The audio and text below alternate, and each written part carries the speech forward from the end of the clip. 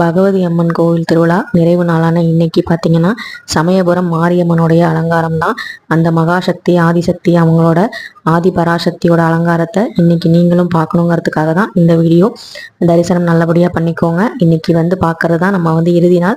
இனிமேல் அடுத்த வருஷம் தான் நம்ம பார்க்க முடியும்.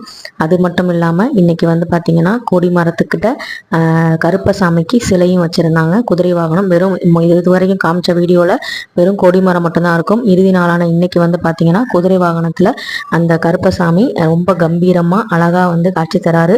அவர்கிட்டையும் நல்லபடியா வேண்டிக்கோங்க. இன்னைக்கு இரவு பார்த்தீங்கன்னா கருப்பசாமிக்கும் பூஜை போட்டு அடைசல் பண்ணுவாங்க.